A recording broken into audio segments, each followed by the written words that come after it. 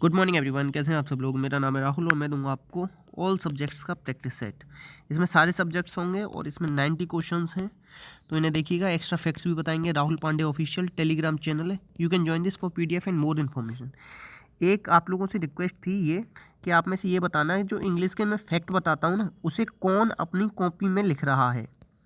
जो भी अपनी नोटबुक में लिख रहा हो उन्हें, तो वो आज कमेंट बॉक्स में बता देना, क्योंकि कोई एक दो लोग लिख लेना, मुझे ज़रूरत पड़ेगी उनकी। तो आप मेरी इस तरीके से हेल्प कर सको तो बता देना कमेंट बॉक्स में। पहला क्वेश्चन है आपका, संज्ञा व सर्वनाम का संबंध मतलब रिलेशन किससे बता रहे हैं? क्रिया के साथ। करने वाली प्रक्रिया को क्या कहते हैं? इसे कारक कहते हैं। कारक को इंग्लिश में क्या कहते हैं? प्रीपोजिशन। ठीक है, प्रीपोजिशन ही तो बता रहा है। जैसे मग इज डैश द टेबल। देखो ये क्या है? टेबल संज्ञा, मग संज्ञा, इज क्या है? इसमें क्रिया। क्रिया के साथ कौन संबंध बताएगा?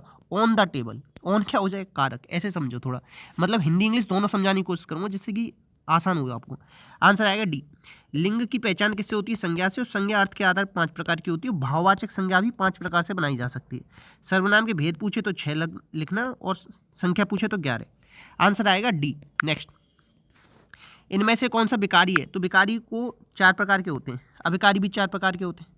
अविकारी को अव्यय भी कहते हैं। ठीक है, संज्ञा, सर्वनाम, क्रिया और विशेषण, ये 4 क्या होते हैं? विकारी। तो आंसर आ जाएगा ए। ठीक है, विशेषण 4 प्रकार के होते हैं। कौन कौन से? गुणवाचक, संख्या, परिमाण, सार्वनामिक। इनकी 3 अवस्था होती है, मूलावस्था, उत्तरा और उत्तमा। ठीक है, आंसर क्या आ जाएगा? ए। नेक्स्ट, पथ और पथ्य। पथ मतलब होता है रास्ता और पथ्य का मतलब होता है रोगी का भोजन। तो आंसर आ जाएगा ए। नेक्स्ट, नेक्स्ट है गायक। देखो कभी भी देखो, एक है पवन, एक है पावन। जब भी एक आ का डंडा एक्स्ट्रा आ जाए, जैसे यहाँ आ का आ जाए, तो 2 मात्रा लगती हैं। अगर आ का डंडा ना हो, बड़े आ का डंडा ना हो, तो 1 मात्रा लगती है। ठीक है, तो एक आ का डंडा है तो 2 मात्रा लगेगी। गौधन अक। देखो 3 पेयर वाले शब्द किस में आते हैं? अयादि संधि में। तो ये कौन सी संधि? अयादि। संधि का विलोम क्या होता है बताओ? विग्रह। संधि कितने प्रकार की होती है? 3। स्वर, व्यंजन, विसर्ग। संधि शब्द में कौन सी संधि है? व्यंजन संधि। कैसे? समधंधी। आंसर आएगा बी। नेक्स्ट, नेक्स्ट है प्रत्यय से बना हुआ कौन सा शब्द है? देखो शब्द उत्पत्ति के आधार पर ना 4 प्रकार के होते हैं। तत्सम, तद्भव, देशज, विदेशज। रचना के आधार पर 3 प्रकार के होते हैं। रूढ़, यौगिक, योग रूढ़। प्रत्यय कहाँ लगते हैं? शब्द के पीछे या अंत में। ठीक है, और ये क्या होते हैं? शब्दांश। प्रत्यय 2 प्रकार के होते हैं, कृत और तद्धित। ये सब याद रखोगे। सुगंध में सु उपसर्ग है। मलिन में मल मूल शब्द है। इन क्या है? प्रत्यय है, तो यही हो जाएगा। अपमान में अप क्या है? आपका उपसर्ग। उपसर्ग संस्कृत में 22 प्रकार के होते हैं। अनुधन अय अन्वय हो जाएगा। आंसर आएगा बी। नेक्स्ट, बाजार में बताना कौन सी संज्ञा है? तो बाजार क्या है बताओ? बाजार है समूहवाचक संज्ञा। ठीक है, आंसर आ जाएगा डी। भाववाचक संज्ञा बता रखी मैंने, 5 प्रकार से बनती है। ठीक है, व्यक्तिवाचक संज्ञा का है, बहुवचन नहीं बनता, ये याद रखना। आंसर आएगा डी। नेक्स्ट, बीसल देव रासो। बीसल देव 20 बार कह दिए कि नहीं बनने देंगे उससे तुम्हारा पति। इस तरीके से बीसल देव रासो किसकी हो जाएगी? नरपति नाल। जगनिक, जगनिक की कौन सी? परमाल रासो। पर माल को बचाने के लिए तो जगना पड़ेगा, ऐसे याद रखो। चंद्रबरदाई की कौन सी बताओ? ये आप लोग बताना। चंद्रबरदाई की तो बहुत ज़्यादा इंपॉर्टेंट है। ठीक है, पृथ्वीराज रासो। चलो मैं ये बता दे रहा हूँ, पृथ्वीराज रासो। ठीक है, आंसर क्या आ जाएगा? डी। नेक्स्ट, नेक्स्ट है लघूर्मी में संधि बतानी है। देखो बड़ा आ दीर्घ स्वर संधि होती है। इनमें क्या होती है? दीर्घ। देखो यहाँ पे भी वृद्धि लिख रही है, यहाँ पे भी, तो ये गलत हो गया थोड़ा। यहाँ पे दीर्घ कर लो। दीर्घ में बड़ा आ, बड़ी ई, बड़ा ऊ, ये 3 आती हैं। तो ये बड़ा ऊ आ रहे हैं, लघुधन ऊर्मी, लघुर्मी, दीर्घ। और देखो दीर्घ के बाद आता है गुण संधि। गुण संधि में 1 मात्रा होती है, या रेफ वाला रा। ये रेफ वाला रा आधा रा होता है। वृद्धि में 2 मात्रा होती हैं, ये भी याद रखो। यण में या और वा से पहले आधे आते हैं, ये भी याद रखो, क्योंकि ये क्या है? अर्धस्वर। इन्हें ही इंग्लिश में वाई और डब्ल्यू कहते हैं। अयादि में क्या आता है? 3 पैर वाले शब्द अय, आय, अब, आव। आंसर आ जाएगा सी। नेक्स्ट, दही कैसा शब्द है? दही का तत्सम होता है दधी, तो ये होता है तद्भव शब्द। दही क्या है? पुल्लिंग शब्द। ठीक है, और दही में ही दही और व्याकरण दोनों पुल्लिंग है, ये भी याद रखना। देशज में कुछ याद रख लो, झोंपड़ी। ठीक है, तेंदुआ, लोटा और पगड़ी और खिचड़ी, इतने याद रख लो बस। नेक्स्ट, एक मुंह दो बात मतलब अपनी बात से पलट जाना। मुहावरा अरबी भाषा का शब्द है, और ये क्या होते हैं? वाक्यांश। क्या होते हैं? वाक्यांश। जैसे उपसर्ग और प्रत्यय शब्दांश होते हैं, वाक्यांश होते हैं। इनके पीछे क्या आता है? ना। जैसे देखो ना ना ना ना आ रहा है ना, ना। आंसर आएगा सी। नेक्स्ट, प्रत्येक चरण में 16 मात्रा वाला 4 चरणों की सममात्रिक छंद। सममात्रिक छंद कितने? 4। कौन कौन से? चौपाई, रोला, गीतिका और हरिगीतिका। ठीक है, तो 16 मात्रा किसमें होती है? चौपाई में। आंसर आ जाएगा डी। अब देखो अर्ध सममात्रिक बताता हूँ आपको। अर्ध सममात्रिक दोहा, सोठा, बैरव और उल्लाला। ठीक है, दोहा में होती है 13-11 मात्रा, सोठा में होती 11-13 मात्रा, बरबे में होती 12 और 7 मात्रा, उल्लाला में होती 15-13। ये याद रख लेना, ये मात्राएं पूछी जाती हैं हर बार। आंसर आ जाएगा डी। नेक्स्ट, उल्कासी रानी देखो कैसे निकालोगे। अलंकार के प्रवर्तक कौन है ये बताओ पहले तो। अलंकार के प्रवर्तक है भामह। अलंकार का अर्थ क्या होता है? आभूषण। ठीक है, तो देखो सा सी से सरिस सम जैसा जैसा आ जाए तो ये क्या है? उपमा। ठीक है, रूपक में क्या होता है? अभेद आरोप। जैसे चंद्र खिलौना, खिलौने को चंद्र मान लिया हो। ठीक है, उत्प्रेक्षा में जन जानू मन मानू। यमक में अलग अलग शब्द अलग अलग अर्थ। आंसर आ जाएगा डी। ठीक है, शब्दालंकार होता है, अर्थालंकार होता है, उभयालंकार। 3 प्रकार का अलंकार होता है। ठीक है, ये भी याद रखना। और शब्दा में कौन कौन से आते हैं? अनुप्रास, यमक, श्लेष। ठीक है, अर्था में क्या आते हैं? उपमा, रूपक। आंसर आ जाएगा डी। नेक्स्ट है ये बताना, मेरी तिब्बत यात्रा बहुत ज़्यादा इंपॉर्टेंट है, ये लिमिट से ज़्यादा। तो ये है राहुल सांस्कृत्यायन की। ठीक है, अब इनकी तो मैंने बताई रखी, निहार, यामा, गिल्लू, दीपशिखा, संध्या गीत, ये सब किसकी? माधवी वर्मा की। आंसर आ जाएगा डी। सांकृत्यायन लिखना सीख लेना, शुद्ध लिखना कई बार आया है। ठीक है, नेक्स्ट है अब ये बताना, हे राम तुम कहाँ रहते हो। देखो ये क्या है? संबोधन चिन्ह। तो क्या आ जाएगा? संबोधन। अब कारक कोई परसर्ग या विभक्ति चिन्ह कहते हैं, इनकी संख्या 8 होती है। तत्पुरुष समास में 6 कारक का यूज करते हैं, ये याद रखना। अपादान में क्या आता है? से। अलगाव के सेंस में, घृणा, शुरुआत और कंपेयर के सेंस में। अधिकरण में मैं पेपर, संबंध में काकी के राधीरे। आंसर आ जाएगा बी। नेक्स्ट, राष्ट्रपति। राष्ट्रपति क्या है? जातिवाचक संज्ञा। अगर मैं कहूँ रामनाथ कोविंद, रामनाथ कोविंद, ये कौन सी संज्ञा है? ये आप लोग बताना। कोविद मतलब क्या होता है? कोविंद मतलब होता है विद्वान। विद्वान को कहते हैं कोविद। तो रामनाथ कोविंद में कौन सी संज्ञा है ये आप बताना। आंसर आ जाएगा ए। नेक्स्ट, उपकूल में कौन सा समास है? उप क्या है उसमें? बताओ। उपसर्ग। उपसर्ग किस में आते हैं? अव्ययीभाव में। ठीक है, इसमें पहला पद या पूर्व पद प्रधान होता है, ये भी याद रखना। अव्ययीभाव के एग्जाम्पल का बहुवचन नहीं बनता, ये याद रखना। द्विरुक्ति वाले शब्द भी अव्ययीभाव में आते हैं, ये भी याद रखना। ठीक है, पंचगंगम, नदियों के नाम के आगे अगर संख्या लग रही है तो वो भी अव्ययीभाव में आएगा। आंसर आएगा बी। द्वंद्व समास में योजक चिन्ह का यूज होता है, 3 प्रकार का होता है, इतरेतर, समाहार, वैकल्पिक। ठीक है, कर्मधारय में विशेषण विशेष्य होते हैं। तत्पुरुष में दूसरा पद प्रधान होता है। आंसर आ जाएगा बी। नेक्स्ट है रीति प्लस अनुप्रास, रित्यनुप्रास। अब देखो यहाँ छोटा है तो देखो ये बड़ा कैसे आ जाएगा? रीति थोड़ी ना हो जाएगा, रित्यनुप्रास। आंसर आ जाएगा ए। नेक्स्ट, ये कह रहा है जंगल का कौन सा पर्यायवाची नहीं है? जंगल के कुछ पर्यायवाची और लिखो। विपिन कई बार पूछा गया है। ठीक है, और बस। अब देखो कांता, दारा, जोरू, पत्नी, ये सब के पत्नी के पर्यायवाची। आंसर आ जाएगा सी। सी नहीं है, बाकी सब किसके? जंगल के पर्यायवाची। नेक्स्ट, अच्छा एक क्वेश्चन आता है जीके के अंदर कि जंगल की आग किसे कहते हैं? जंगल की आग, तो जंगल की आग कहा जाता है पलाश के पुष्प को। पलाश, पलाश थोड़ा सा ये मेरे को कन्फ्यूजन है कि शुद्ध कैसे, शायद हो सकता है पलाश ऐसे लिखते हो। हाँ वैसे ऐसे ही लिखेंगे पलाश। ये फूल है और ये कहाँ का है? यूपी का राज्य पुष्प भी है, ये भी याद रखना। पलाश ये ना लाल लाल दिखता है। ये क्वेश्चन जीके में आता है इसलिए बता दिया, जंगल ऊपर दे रखा था तो। अब देखो शुद्ध रूप बताना है, जैसे उज्ज्वल ऐसे लिखते हैं मगर प्रज्वल ऐसे लिखते हैं। प्रज्वल, 2 जा नहीं आते इसमें, तो प्रज्वलित में एक ही जाएगा, वो भी आधा, तो 2 आ रहे हैं, आधा पूरा आ रहा है, ये आएगा। आंसर आएगा ए। देखो वाल्मीकि लिखना सीख लो, बारात लिखना सीख लो, बसंत लिखना सीख लो। बसंत में ना बा आता है, हुआ आता है, बा नहीं आता। आंसर आएगा ए। नेक्स्ट, हिंदी भाषा में वे ध्वनियाँ जिनका स्वतंत्र रूप से बोली जाती है उन्हें क्या कहते हैं? स्वर। जो स्वर की सहायता से बोली जाती है व्यंजन। आंसर आ जाएगा ए। अच्छा, अमात्रिक स्वर कौन सा है? छोटा आ। और मात्राओं के आधार पर स्वर कितने हैं? 10। ये सब याद रखना। नेक्स्ट, हाल ही में पराक्रम दिवस मनाया गया, ये ना किसकी? 23 तारीख को।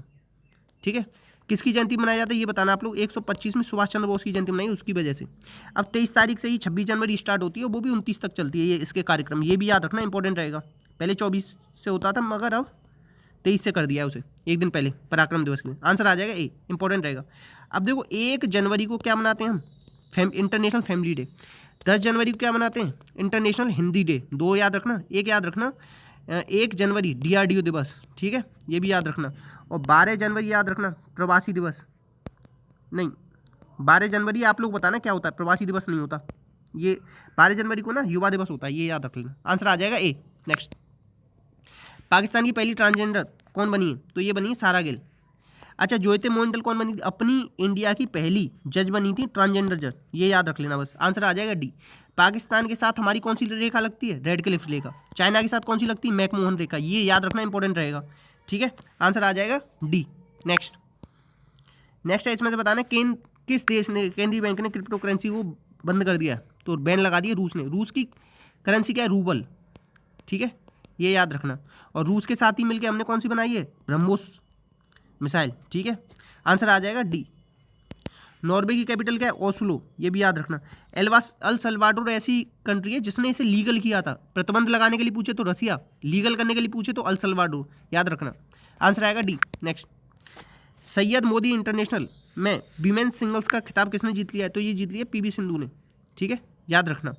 अच्छा, ये बताना पीवी सिंधु टेनिस खेलती हैं, बैडमिंटन, ये बताना आप लोग क्या खेलती हैं, ठीक है। आंसर आ जाएगा सी, इंपॉर्टेंट रहेगा। नेक्स्ट, किस राज्य ने राज्य के स्वर्ण जयंती समारोह की शुरुआत की है? इंफ्रास्ट्रक्चर फाइनेंस अथॉरिटी स्थापित करने की निर्णय लिए? तो यह अरुणाचल प्रदेश। आंसर आ जाएगा बी। अभी देखो 21 जनवरी को हमने 3 राज्यों का स्थापना दिवस मनाया था। उसमें अरुणाचल प्रदेश था, मेघालय था, और तीसरा मणिपुर था या मिजोरम था, ये आप लोग बताना, ठीक है। क्यों क्वेश्चन आएगा, 3 ये दे देगा, एक अलग से दे देगा, और मणिपुर मिजोरम में से दोनों देगा और पूछ लेगा कि इनमें से कौन से का नहीं मनाया है। तो आप लोग बताना कॉमेंट बॉक्स में। आंसर आ जाएगा क्या? आंसर आएगा बी, ठीक है। नेक्स्ट, अच्छा, धौलावीरा साइड कहाँ है? ये गुजरात में, ये भी याद रख सकते हो आप, ठीक है। और केवड़िया क्या है? अपनी पहली इलेक्ट्रिक व्हीकल सिटी है, ये भी याद रख सकते हो। और त्रिपुरा में खर्ची पूजा मनाया जाता है, ये भी याद रखना। और मुंबई में याद रखना नौटंकी मनाया जाता है। ये कल मेरे गलत हुआ है, नौटंकी वाला, तो आंसर आ जाएगा बी। नेक्स्ट है 44वां कोक बोरोक। देखो रोको, क्योंकि खर्चा बहुत ज़्यादा करता है, ठीक है। खर्ची पूजा कहाँ था? त्रिपुरा, इस तरीके से याद रखना, ठीक है। आंसर आ जाएगा ए। मणिपुर में संगाई उत्सव, ठीक है। और तमिलनाडु में मीनाक्षी टेम्पल, ये याद रख लो। और इसी को कहते हैं कोरोमंडल तट। मालावा तट किसको कहते हैं? केरल वाले को कहते हैं। और यहीं पे क्या मनाया जाता है? भरतनाट्यम, ठीक है। और इसी को क्या कहते हैं? साउथ इंडिया का प्रवेश द्वार कहते हैं, ठीक। ये सब याद रखो। आंसर क्या आ जाएगा? आंसर आ जाएगा ए। नेक्स्ट, अंकटाड की रिपोर्ट के अनुसार 2021 में एफडीआई कितना प्रतिशत घटा? एफडीआई होता है फॉरेन डायरेक्ट इन्वेस्टमेंट, मतलब विदेश के लोग हमारे यहाँ आके निवेश करते हैं। अंकटाड का ये फुल फॉर्म याद रख लेना, UN conference on trade and development. अच्छा, एफडीआई, एफ मतलब क्या होता है? 6 पे आता है 26, तो ऐसे 26% याद रखना, बी। नेक्स्ट, अब ये देखो रीजनिंग के क्वेश्चन है। तो 7, देखो 7 में से 5 क्या? तो 2, इसमें से 8 में 4 क्या? 4, 4 दूनी 8, 3 यहाँ से बचेगा। इन दोनों का गैप कितना आ जाएगा? 7, 7 कितना आ जाएगा? 21, सी। नेक्स्ट है, देखो ये 4 पे आता है, ये 5 पे आता है, पी कितने पे आता है? 16 पे, और वाई कितने पे आता है? 25 पे। 4 का स्क्वायर और 5 का स्क्वायर, ठीक है। बी कितने पे आता है? 2 पे, ये 3 पे, ये 4 पे, ये 9 पे, तो 2 का स्क्वायर और 3 का स्क्वायर, ठीक है। इस तरीके से आंसर आ जाएगा बी। नेक्स्ट कह रहा है, देखो 9 बराबर 512, 9 माइनस 1 8, 8 का क्यू होता है 512, ठीक है। तो 4 माइनस 1 3, 3 का क्यू होता है 227। 10 में से 1 गया तो 11 में से 1 गया 10, तो यहाँ 10,000 आना चाहिए था। यहाँ पे 6 आना चाहिए था, 216 होना चाहिए। यहाँ 5 आना चाहिए था, 125, तब सही होते। आंसर आ जाएगा डी, डी सही है बस। देखो 6 5 11, 11 11 121, ठीक है। तो 9 और 5 कितना हो जाएगा? 9 5 हो जाएगा 14, 14 का हो जाएगा 196, सही। अब देखो 9 और 7 कितना होगा? 16, 16 का आना चाहिए तो 216, 8 4 12 144, ये सही है। अच्छा, कौन सा समान नहीं है? 13 और 7 20, 200, ये सही है, बस केवल ये गलत है, सी गलत है, गलत पूछ रहा है, समान नहीं है, देख रहे हो। नेक्स्ट क्या है? सम लॉइन आर ट्री, ठीक। All lion are cab, no cab is swab, ये कोई भी स्वैब नहीं है। देखो no line is swab, line सारे किसके अंदर आ रहे हैं? कैब के, क्लॉब के, और क्लॉब स्वैब नहीं है तो लाइन भी नहीं होगा, तो ये सही है। एटलीस्ट सम ट्री आर क्लॉब, सही बात है, ये भी सही है, दोनों सही हो जाएंगे। नेक्स्ट, ये कह रहा है कि कौन सा बन सकता है इस वाले से? तो देखो इसके विपरीत ये होगा, एक के विपरीत एक छोड़ के लगो, ये इसके विपरीत ये। तो देखो एक सेकंड, सॉरी गड़बड़ हो गया थोड़ा, हाँ अब सही है। देखो वी के विपरीत आएगा यू, और डब्ल्यू के विपरीत आएगा एक्स, और जेड के विपरीत आएगा वाई। तो अब देखो वाई वी डब्ल्यू ये बन सकता है। अब देखो V W V Y Z तो एक साथ आ नहीं सकते, ये तो विपरीत आएंगे, तो इस तरीके से बनेगा, एक ही बनेगा बस, ए। देखो 7 8 3, 7 8 3, तो इसी को 3 को पलट दिया, 3 8 7 लिख दिया, 1 2 3, तो 3 2 1 आना चाहिए, तो ये कट गया, ठीक है। अब 7 को यहाँ ले आए, इन दोनों को पलट दिया, तो देखो 5 को यहाँ ले आए और इन दोनों को पलट दिया, ये सही है। 9 को यहाँ ले आए, बाहर आना चाहिए, 3 पीछे आना चाहिए, ये भी गलत, बी।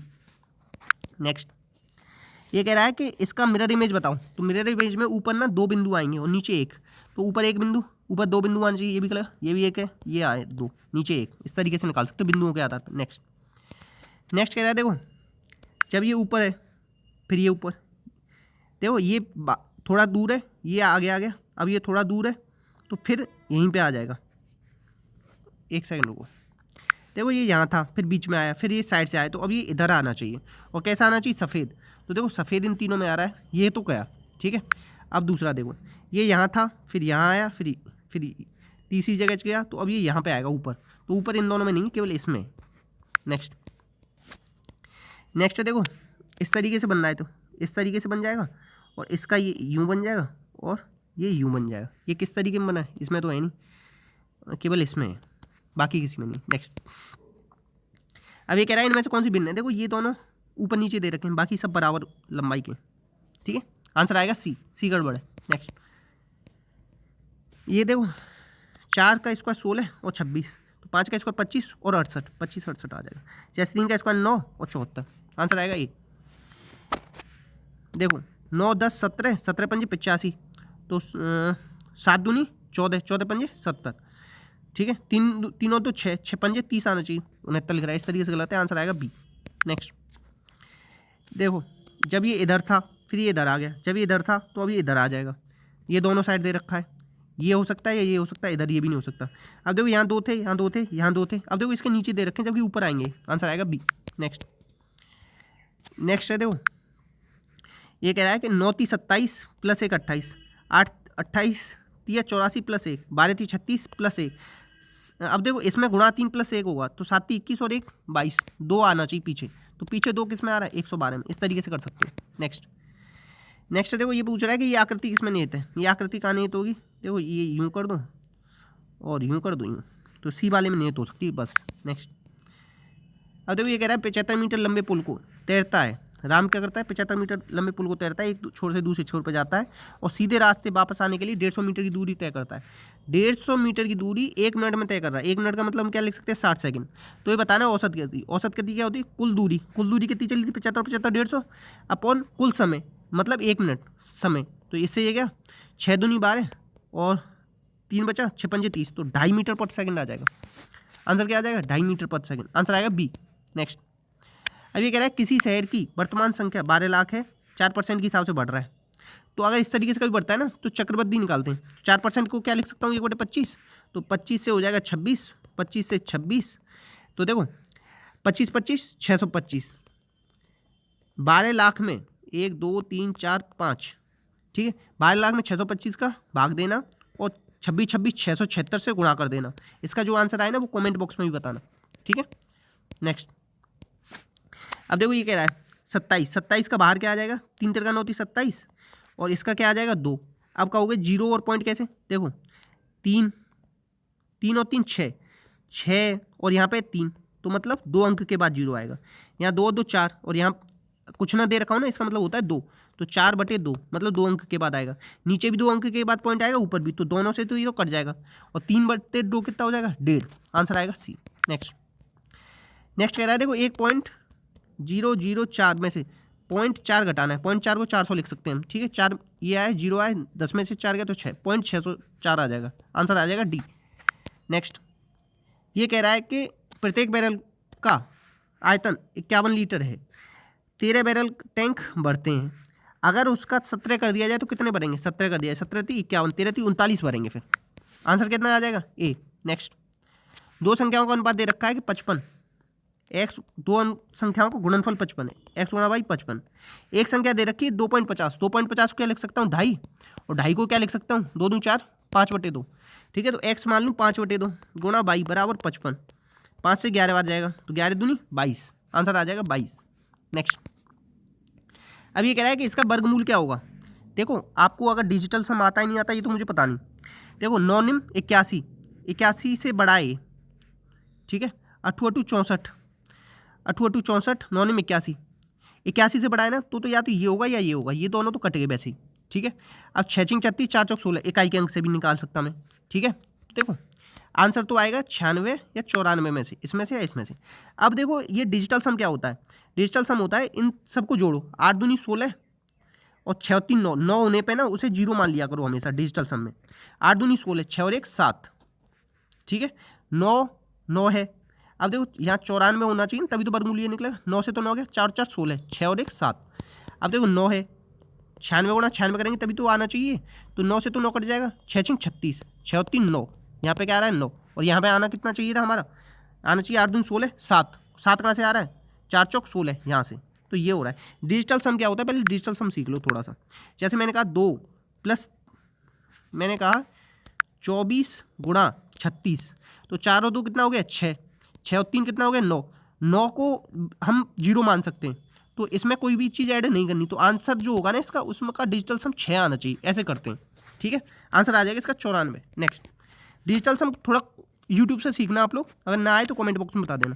देखो 1 रुपये के 5 पेन लाए, 1 रुपये के 4 बेचता है, तो क्रॉस मल्टीप्लाई कर दो, 4 की चीज़ 5 में बेच दी, 4 पे 1 का फायदा, 1/4 कितना होता है 25%, आंसर आ जाएगा ए। नेक्स्ट अब देखो ए अनुपात भी दे रखा है, तो क्रॉस मल्टीप्लाई कर लो, क्योंकि नीचे क्या है अभाज्य संख्या, तो 3 3 का 9, रुको, ए अनुपात बी कितना आ जाएगा 9 अनुपात 14।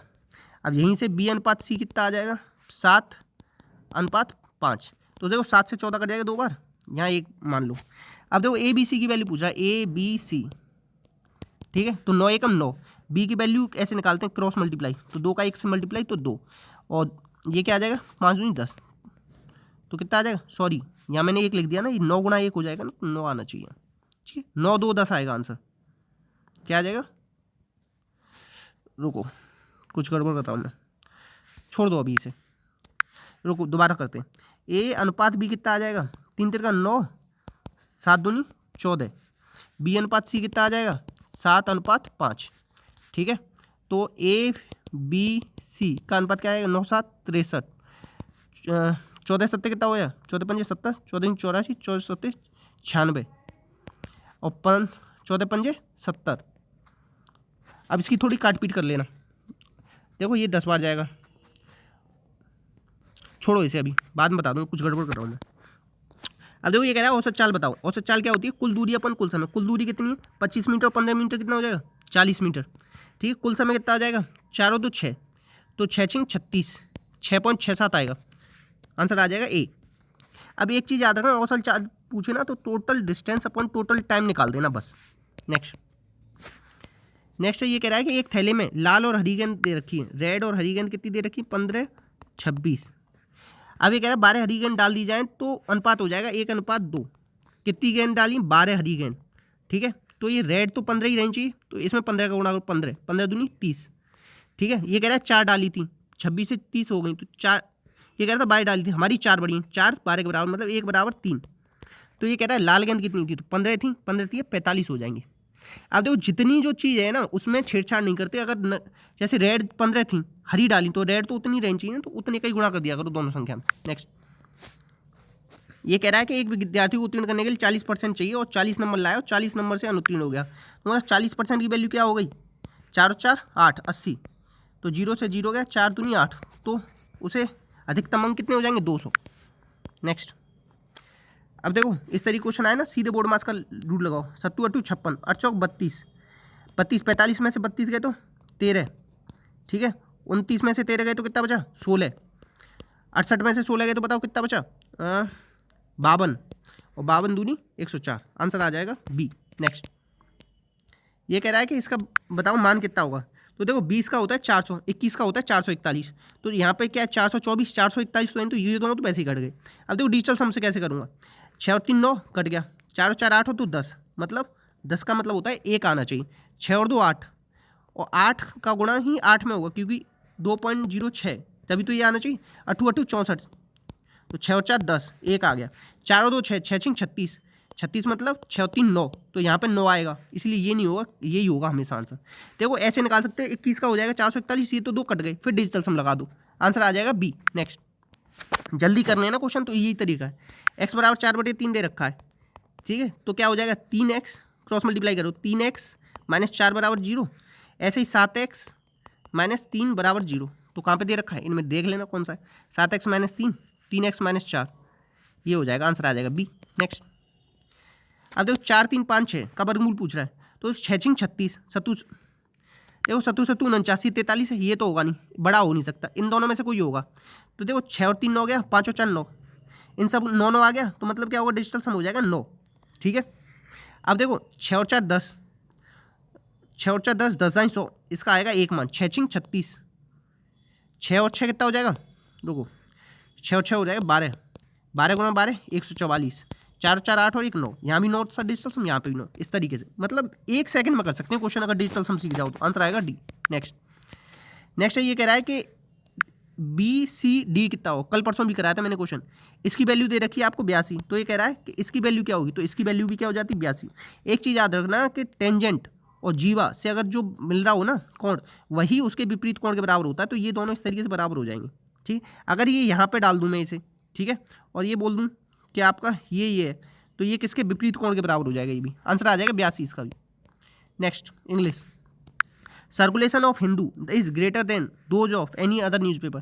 देखो जो भी इंग्लिश देख रहा हो वो पहले तो कमेंट बॉक्स में बताना कि देखिए, अब उसके साथ ये बताना कि वो मेरे लिए नोट्स बना सकता है या नहीं बना सकता, जो मैं पढ़ाऊँ केवल उतना उतना उतना लिखना, मतलब 3 4 पेज में ना पूरी इंग्लिश आप सीख सकते हो चाहो तो। इतनी ट्रिक्स बताऊँगा जैसे हिंदी में बताता हूँ। देखो दो चीज़ होती हैं, डेट ऑफ और एक होती है दोज ऑफ। देखो जो इंग्लिश थोड़ी भी जानता होगा ना तो उसे पता होगा दोज मतलब होता है बहुत सारे।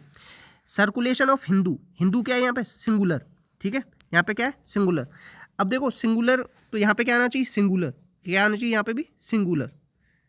तो यहाँ पे क्या आना चाहिए, डेट ऑफ आना चाहिए। क्या आना चाहिए, डेट ऑफ एनी न्यूज़पेपर। ठीक है, आंसर क्या आ जाएगा यहाँ पे, दोज ऑफ गड़बड़ है, यहीं पे बी आ जाएगा। ठीक है, the circulation of Hindu is greater than those of any newspaper. तो सर्कुलेशन क्या पे यहाँ पे, सिंगुलर, तो सिंगुलर के हिसाब से यहाँ पे आना चाहिए डेट ऑफ, दोज ऑफ नहीं आएगा, आंसर आ जाएगा बी। देखो इफ़ यू आर नॉट, केवल इतना लिख लेना, डेट ऑफ और दोज ऑफ। डेट ऑफ आता है सिंगुलर के साथ, दोज ऑफ आता है प्लूरल के साथ, ये वैसे भी कॉमन सेंस में भी लगा सकते हो।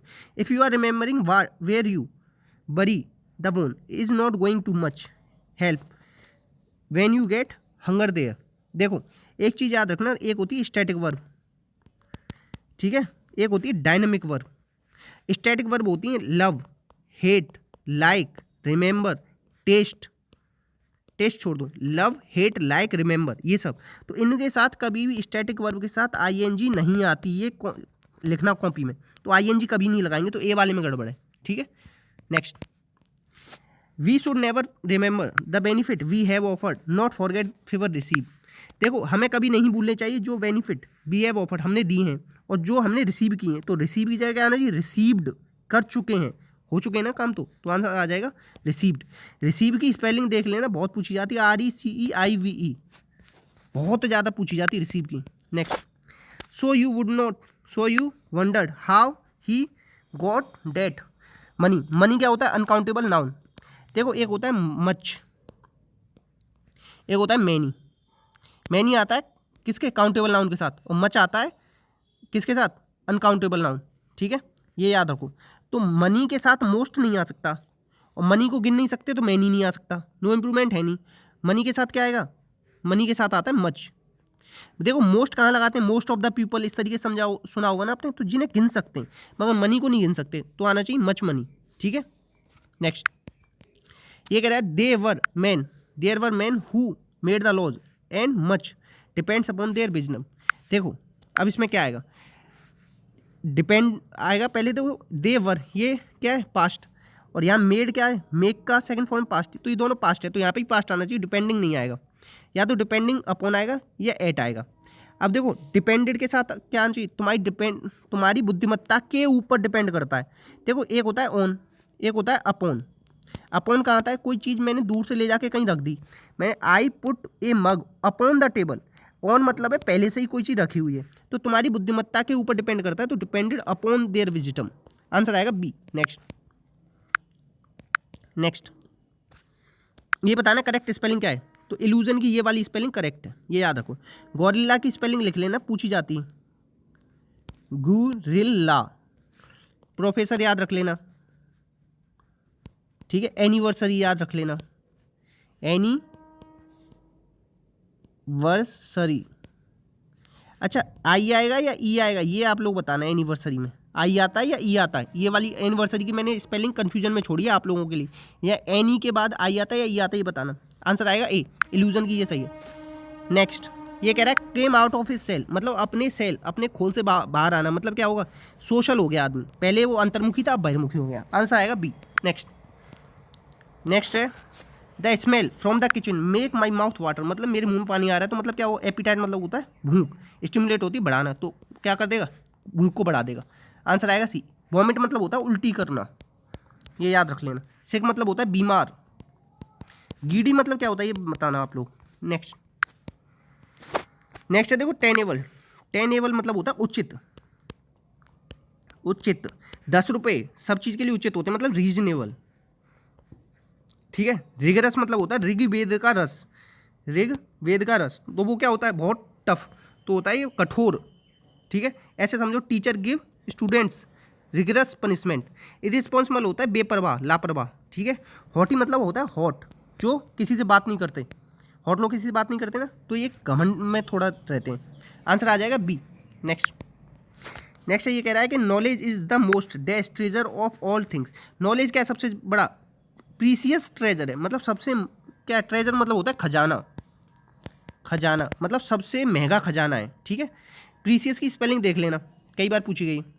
Next the child was trotting, trotting along dash parents, along के साथ हमेशा विद आता है, एक चीज़ याद रखो, मगर यहाँ पे विद नहीं दे रखा है, तो ओवर आएगा नहीं, ये आएगा नहीं। बिसाइड्स मतलब होता है अतिरिक्त, मतलब I teach you besides my study, मैं अपनी स्टडी के अलावा तुम्हें पढ़ाता हूँ। बिसाइड मतलब आता है पीछे, तो यहाँ पे क्या आ सकता है? केवल बिसाइड आ सकता है, क्योंकि यहाँ विद नहीं दे रखा, इस तरीके से लगाना, ठीक है। आंसर आ जाएगा ए। नेक्स्ट है एवरी नाइट, एक सेकंड रुको। अच्छा एक चीज़ और बताऊँ, चाइल्ड, बेबी और इन्फेंट, ये तीनों क्या होते हैं? न्यूटर जेंडर होते हैं, न्यूटर जेंडर, ये याद रख लेना, बहुत ज़्यादा इंपॉर्टेंट है फैक्ट, कॉपी में लिखना। और इनके साथ हमेशा इट्स आएगा, ये भी याद रखना, ठीक है। नेक्स्ट है every night the office is vacuum, vacuum की स्पेलिंग देख लेना, बहुत इंपॉर्टेंट रहती है। And dusted by the cleaning crew, एक चीज़ याद रखो, एंड के इधर जो होती है वर्ब, वही इधर आनी चाहिए। डस्टेड क्या है? सेकंड फॉर्म सॉरी, ठीक है। तो वैक्यूम की भी आनी चाहिए क्या? Second form. अब सेकंड फॉर्म लगाएंगे या नहीं लगाएंगे ये देखो, इससे पता पड़ेगा। रुको, dust dusted dusted third form होगी ये, तो देखो इज के बाद या तो आईएनजी फॉर्म आनी चाहिए, ठीक है, या अगर ये पैसिव वॉइस में है तो थर्ड फॉर्म आनी चाहिए। तो यहाँ जब थर्ड फॉर्म है तो इसे भी थर्ड फॉर्म कर दो, तो वैक्यूम्ड आएगा, इसमें ये गलती है, ठीक है। वैक्यूम की स्पेलिंग देख लेना, बहुत इंपॉर्टेंट है। नेक्स्ट अब देखो ये आपके सीडीपी क्वेश्चन, वाक विकार के अंतर्गत कौन सी समस्या आती है? तो आर्टिकुलेशन डिसऑर्डर, याद रखना, बहुत ज़्यादा इंपॉर्टेंट है। एक होता है डिसकैलकुलिया, ये गणित से संबंधित होता है। एक होता है डिसग्राफिया, ये लिखने से संबंधित होता है, ठीक है। एक होती है अफेजिया, बोलने से संबंधित होता है, ठीक है। और इतना याद रखो, आंसर आ जाएगा सी। नेक्स्ट एक शिक्षिका अपने छात्रों से कहती है चलो दूसरों के सामने करते हैं, इसका मतलब पता है क्या है? आंतरिक प्रेरणा देना चाहती है वो, ठीक है। इंट्रेंसिक मोटिवेशन, ये अच्छा होता है, एक्सट्रेंसिक बेकार होता है, ये याद रखना। आंसर आएगा सी। नेक्स्ट ये कह रहा है समग्र मूल्यांकन का प्रयोग आमतौर पर किसमें नहीं किया जाता? तो समग्र मूल्यांकन क्या कहते हैं? Summative assessment. इसका रेमेडी में नहीं किया जाता, क्योंकि इसका रेमेडी में किसका किया था? फॉर्मेटिव। फॉर्मेटिव को कहते हैं असेसमेंट फॉर लर्निंग, और इसे क्या कहते हैं? Assessment of learning. एक होता है असेसमेंट इन लर्निंग, मतलब साथियों के साथ। असेसमेंट एज लर्निंग होता है खुद का। आंसर आ जाएगा ए। नेक्स्ट है 12 वर्षीय बच्चा, सामाजिक विकास के लिए सबसे अच्छा स्थान होता है क्रीड़ा स्तर।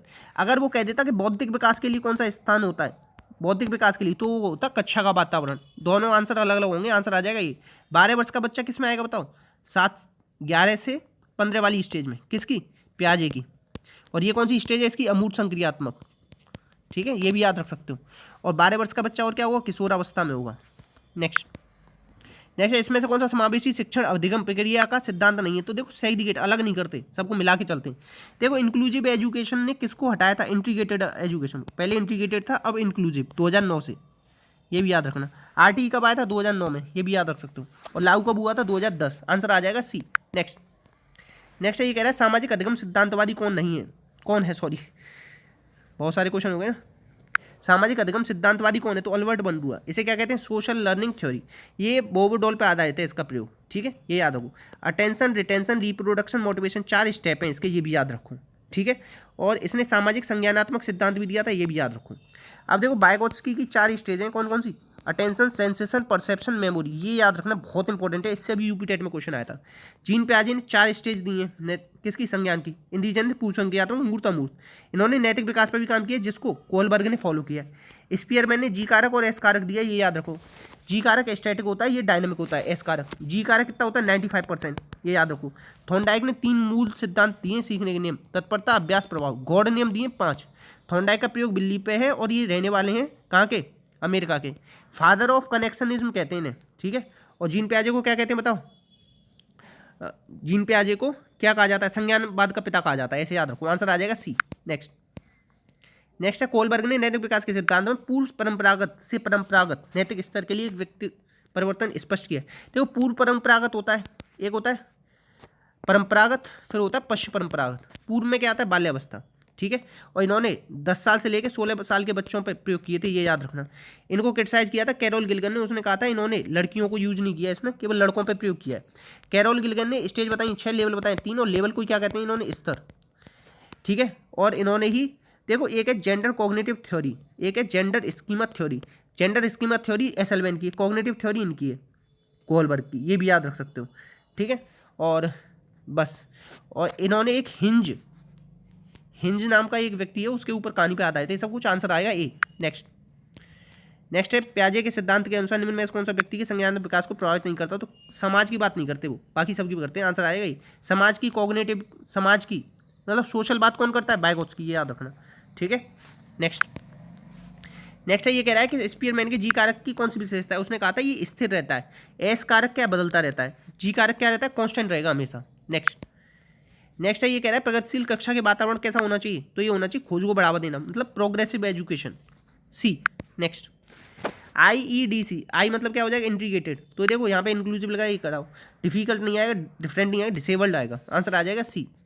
अच्छा, RCI रेगुलेट करती है जितने भी डिसेबल्ड से रिलेटेड प्रोग्राम है। नेक्स्ट है एक अच्छी पाठ्य पुस्तक किसे बचाती है? लैंगिक पूर्वाग्रह से। क्या? जैसे लड़कियां पिंक ही पसंद करती हैं, ऐसे ये क्या हो गया? लैंगिक पूर्वाग्रह। लड़कियां घर में काम करना पसंद करती हैं, लैंगिक पूर्वाग्रह। तो आंसर आ जाएगा ये। अब देखो ये कह सकता है कि एक अच्छी पुस्तक किसको बढ़ावा देती है? लैंगिक संवेदनशीलता, ऐसे भी क्वेश्चन आ सकता है। नेक्स्ट, एक किसी भाषा का कथात्मक ज्ञान क्या होता है? ये होता है नॉलेज ऑफ रूल्स। जो रूल्स हैं उसकी जानकारी ही क्या होती है? डिक्लेरेटिव नॉलेज, ठीक है। तो इतने ही क्वेश्चन थे। इंग्लिश वाली कहानी आप लोग बताना कि कौन नोट्स बना सकता है, और अपना आप लोग का ध्यान रखना। प्लीज़ कमेंट बॉक्स में बताना क्लास कैसी लगी। क्लास कितनी लंबी हो गई? 40 मिनट की। मतलब देखो 100 क्वेश्चन ना आपको 40 मिनट में ही मिल पाया करेंगे, मतलब थोड़ी लंबी क्लास जाया करेगी। आप लोग इसके लिए तैयार हो तो हाँ बोलना, और बाकी कमेंट बॉक्स में बताना कैसी लगी क्लास। इसी के साथ अपना ध्यान रखना। जय हिंद, जय भारत।